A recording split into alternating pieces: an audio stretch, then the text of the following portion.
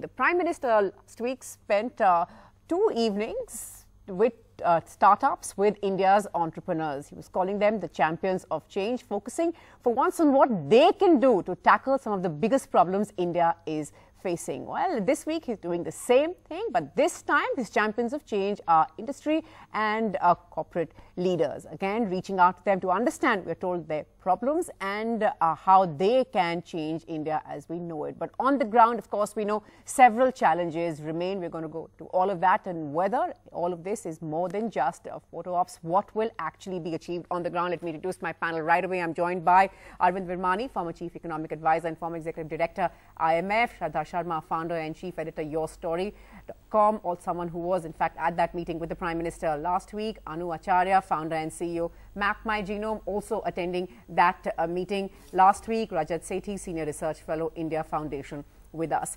Shraddha, I'll start with you. You know, we saw all those pictures there, we saw big smiles, we saw the selfies with the Prime Minister, leading many to ask, like I said in my introduction there, that what is the tangible result that this will achieve? We saw a similar celebration of entrepreneurship 1.5 years ago, but what has changed? So, Natasha, one thing which I really found very interesting, different and encouraging this time was that the Prime Minister himself in those 2 days said that he's, so it was not just the Prime Minister, all his cabinet ministers were also there and most of the bureaucrats were there. So he said that what we have to do is that get the startup community to come together and work with the government. And he also at the same time told his ministers that, you need to work with startups. To me, that was first time I saw such an interaction and getting everyone in one room to say that let's do it together. And also something again I found encouraging was him saying that, hey, it's not the government which has all the solutions. If you guys are the brightest minds and startups and innovating, then why don't you come up with solutions? And we were given themes and all of us were divided into groups and we had to come up with solutions for India 2022. And then how do we make those things happen? Tangible things rather than those visionary 30,000 high things which never happen. And do you believe it's doable? I always believe startups and entrepreneurs, if they're involved, a lot of things can happen. Okay.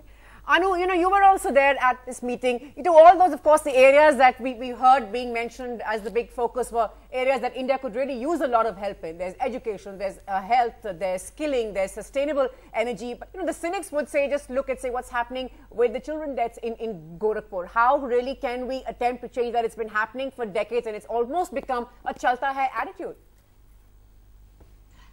Yeah, no, I think it is interesting that we got a lot of the private entrepreneurs to be interacting with the secretaries and the ministers. But I think the real challenge will lie in terms of saying, can we actually actually increase the budget for healthcare, for instance, and then I think, to be able to use all of that. So I think the good thing was that it was a great brainstorming session because you got a lot of entrepreneurs together and you got a lot of the secretaries whom you could ask questions directly because a lot of the innovative things require multiple people to be there.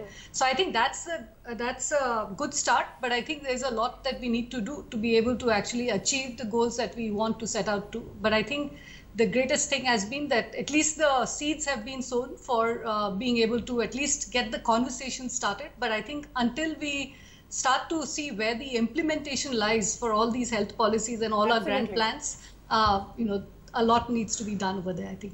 Right. Arvind Virmani, sir, would you say that that is where the challenge lies? We're always told that, we have the best laws, we have the best intentions, but it's implementation that gets us down. Now, one of the things that they're also looking at startups is job creation. That's, of course, one area where the numbers are looking rather dismal. Do you believe that there can be real change? See, I have 2 decades of experience of these issues. Change requires a lot of different perspectives.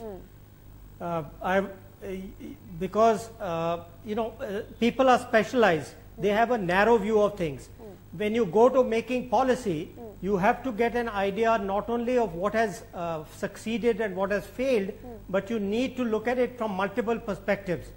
And in my 2 decades of experience, I found it extremely useful to interact constantly with different sets of people, whether it was business or academics or anybody else. So I'm very happy that the Prime Minister is doing this there were earlier criticism of his approach that he was too dependent on bureaucrats. So the mere fact that he is now opening up to people who generate jobs, I mean the startups are kind of the modern version of the small and tiny sectors we've talked about for ages, for many decades. It's good that he is going to finally speak to new entrepreneurs, new in the sense of people who have come up over the last 30 years or so. So I think from my perspective, the fact that he's opening up to different perspectives, different views is a good thing. Okay, but Rajat, you know, there are all those, of course, the cynics who would still say that this is all well. This is all the talk that we're seeing, that everyone's talking about is great. But on the ground, what has changed? Just take a look at the ease of business rankings and just how poorly India fares. Whereas this, we jumped, I think, a place or two from 132 to 130. We have, of course, lofty goals, but next time we must be up 40 places.